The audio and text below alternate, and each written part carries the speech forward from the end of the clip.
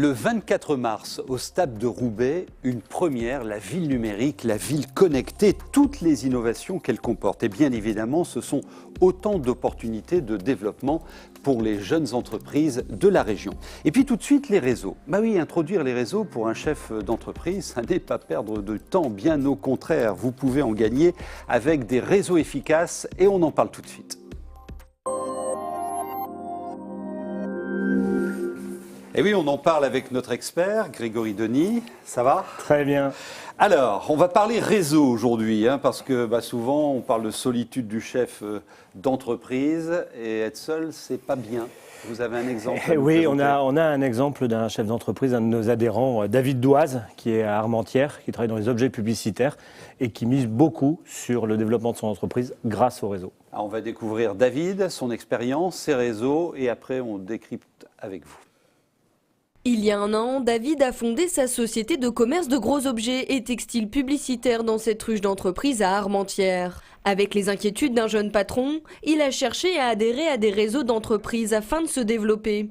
Une aide précieuse pour être conseillé, mais aussi se créer une notoriété sur le marché. L'idée d'adhérer à différents réseaux permet de développer aussi le business. L'idée, c'est de pouvoir prendre des contacts en direct, de pouvoir échanger. Ça permet, dans un deuxième temps, d'avoir quand même un suivi et pas mal de conseils sur la création. Et par la suite, d'intégrer déjà, dès le départ, un réseau d'entreprises que l'on peut voir physiquement et avoir de temps à autre des réunions justement avec ces gens-là pour échanger nos avis, nos cartes de visite et les besoins de chacun. Donc ça peut toujours être intéressant déjà dès le départ. Être adhérent à un réseau est un bon outil de communication pour une entreprise. Il permet d'enrichir son répertoire professionnel. Avec un tel succès, le nombre de réseaux ne cesse d'augmenter. L'entreprise doit bien choisir les réseaux utiles à son développement. On a des réseaux de type, par exemple, la BGE, qui est un réseau également d'aide à la création, où ils organisent de temps à autre des speed business meetings. La CCI fait la même chose au travers de différentes soirées à thème. Il y a ensuite d'autres types de réseaux, un peu comme les BNI par exemple, où là on est sur un mode complètement différent. Là c'est vraiment, on y est vraiment pour faire du business, pour échanger des contacts. Aujourd'hui, toute personne peut rentrer dans un réseau afin de partager son secteur, ses activités ou encore sa passion auprès des autres membres. Alors vous, chef d'entreprise, investir dans des réseaux, ça marche. Alors de quel réseau parle-t-on? Il y a plusieurs sortes de réseaux. Ben oui, tout ça est au service de la réussite de l'entreprise. Donc quand on parle réussite de l'entreprise, moi j'ai envie de parler de 4 réseaux. Le premier, on sous-estime parfois, c'est son réseau personnel. Ses amis, sa famille, ses anciens collègues, parce que ce sont des personnes qui vous connaissent bien, que vous connaissez bien, donc c'est du solide, c'est un bon démarrage. Après, si votre objectif c'est de faire du business, de maîtriser vos achats, de rester à l'affût des tendances du marché, là c'est des réseaux de type business. Alors on a des réseaux d'apporteurs d'affaires, les réseaux de franchise, c'est aussi une solution. Si votre objectif c'est de lever la tête du guidon en tant que chef d'entreprise, de confronter vos idées, de rompre l'isolement, là on est plutôt sur une notion de club, de groupement, de club de dirigeants. Alors il y en a plein sur la région, il y a le CJD, les clubs APM, etc. Et ça se développe pas mal, ouais. Et si vous souhaitez promouvoir vos produits, vos services, votre entreprise, il y a l'efficacité des réseaux sociaux. Vous citiez le réseau de franchisés. Ça, c'est quelque chose quand même de structurant, d'engageant. On signe un contrat. Ça représente quoi exactement? Alors, effectivement, je prenais l'exemple des réseaux de franchise. C'est vrai que c'est très structurant. Ouais. Alors, en fait, on signe un contrat de réitération de succès. C'est-à-dire que le franchisé va partager une marque, un logo, un concept. Le franchiseur va l'accompagner dans ce transfert de savoir-faire et justement lui apporter de l'assistance. Donc c'est pour ça que je parle comme d'un réseau. Alors c'est très structurant, il y en a d'autres qui le sont beaucoup moins. Je pense par exemple aux chaînes volontaires, oui je dis bien les chaînes volontaires, on trouve souvent dans l'hôtellerie, et puis plein d'autres avec plus ou moins de structuration. Alors ce que ça apporte, il y a des avantages bien évidemment, c'est déjà des taux de réussite d'entreprise qui sont bien plus élevés qu'en isolé, c'est meilleure visibilité, c'est de l'engagement, d'un accompagnement. Alors bien sûr, il y a des inconvénients, c'est un cadre parfois un peu rigide, et puis il y a aussi un coût qui est associé à ça. Évidemment. Vous, Serre France, vous donnez l'exemple, vous êtes dans des réseaux, vous avez votre réseau? Alors, Serre France, déjà, c'est un réseau. Ouais. C'est un réseau national et nous sommes une association régions. d'entrepreneurs sur la D'accord. région. Donc, on est aux formes réseau. Après, en tant que dirigeant, oui, j'ai fait le choix de rejoindre un club de dirigeants. Puis, j'ai fait le choix de l'APM. Et puis, on est aussi présent sur les réseaux sociaux. Bien sûr, vous les retrouvez, Serre France, sur les réseaux sociaux avec les fiches conseils. Quels conseils pouvez-vous donner à un chef d'entreprise pour qu'il développe son réseau et notamment son réseau, l'animation de son réseau numérique?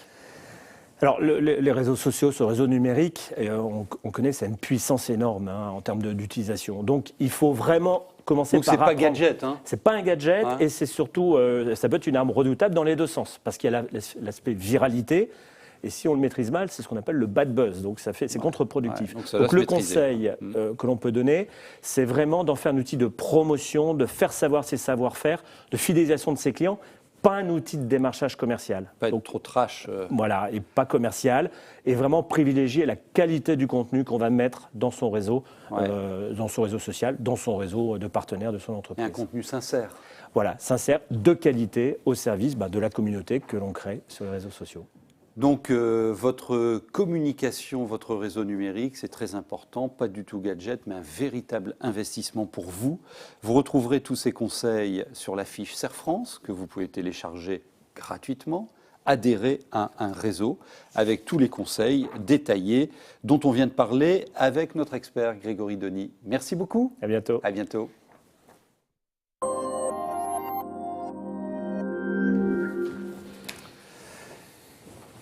Mesdames, Messieurs, cet homme est un dingue. Marc-Lionel Gâteau, bienvenue. Merci de m'accueillir. Tout le plaisir est pour nous.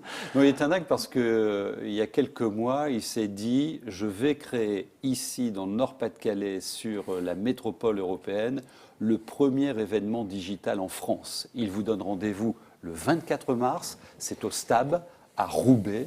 Qu'est-ce que vous allez nous proposer ? Alors, on va vraiment proposer une illustration de la révolution qui est en cours, la révolution du digital.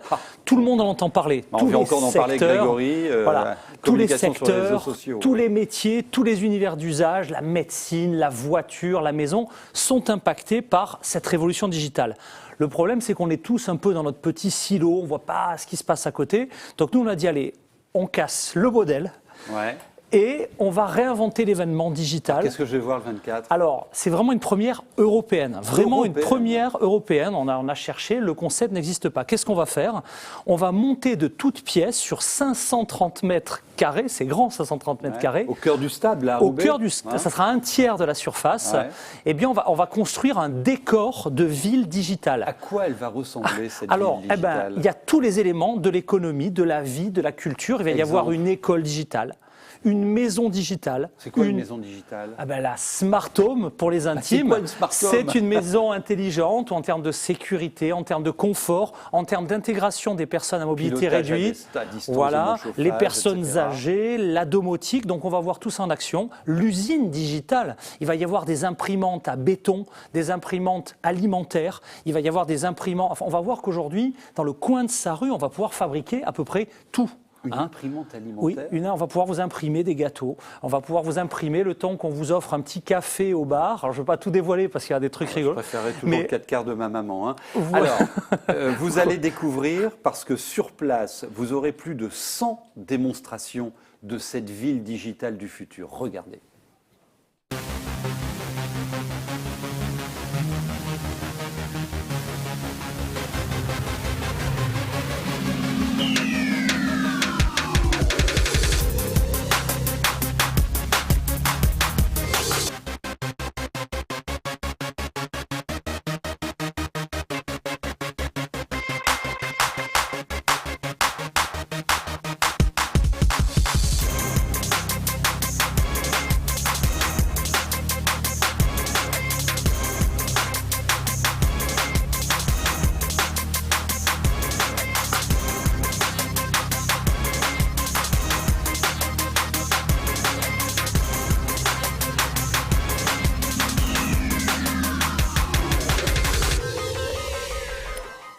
C'est le 24 mars au STAB de Roubaix et Wéo de France. Wéo de France. Ah, nous Il venons. sera. Alors, si ça se fait ici, c'est une première, ça n'est pas par hasard, c'est que vous avez sur place déjà l'intelligence et les entreprises, les start-up qui sont au rendez-vous. C'est ça, et je crois que on a dans cette région formidable un potentiel énorme, mais on a des savoir-faire qui sont assez uniques. On est très bon en matière de démonstrateur, par exemple. C'est-à-dire qu'au lieu d'expliquer la techno, etc., on la montre en situation. Sauf qu'il y a plein de petits démonstrateurs, celui du commerce connecté, celui de la santé connectée. Là, on efface tout, on fait une grande ville et on met tout en ligne. Donc c'est vrai que nos champions du Nord, ils seront présents. Et si ça marche, on va les amener partout, dans tous les pays francophones, parce qu'il y a beaucoup de villes qui actuellement candidates pour l'accueillir. Et vous, les décideurs, j'ai assisté à ces comités de pilotage, il y a tout le monde, hein, toutes les filières, les 9 filières d'excellence de la région, les pôles de compétitivité, ils seront tous au rendez-vous. C'est une première, ils sont tous là. Ouais, tous vous là. êtes fort quand même, hein. Comment vous réussissez à réunir tous ces gens-là? Non, mais je crois qu'il y avait une envie, hein. Il y avait vraiment une envie. D'abord, il y a une volonté, hein. Il faut aussi saluer la volonté des élus qui ont dit on arrête de travailler chacun. Voilà. Conseil régional, la MEL, il y a vraiment une belle synergie pour dire bon, là on fait un truc convergent, donc ça c'est vrai. Et il y avait aussi une envie, c'est-à-dire que passer, c'est bien de parler du commerce du futur, mais faire un magasin c'est bien, mais les commandes elles se passent dans la maison, elles se confirment dans la rue, on interagit sur la vitrine, enfin voilà, on fabrique à la demande, le monde change à une vitesse. Tout est possible, c'est fulgurant. La révolution fulgurante de Pierre Giorgini, on en a déjà parlé ici. Bon, plein de surprises, donc plus de 100 démos. Ouais. Vous allez découvrir cette ville du futur. Elle va vous étonner. Ça se passe le 24 mars au Stab de Roubaix. Et cette adresse qui s'affiche, vous la notez parce que vous pouvez vous inscrire. Il faut s'inscrire. Ouais. C'est gratuit. C'est gratuit. Inscrivez-vous et on vous attend nombreux. Et votre télévision régionale y sera. Vous ne le quittez jamais, votre smartphone, on ne sait jamais. J'ai tweeté en direct à la présence sur le plateau. J'espère qu'on aura des réactions en temps réel. La ville du futur, la Digital City, c'est le 24 mars au Stab de Roubaix. Merci de votre attention. Merci. À bientôt.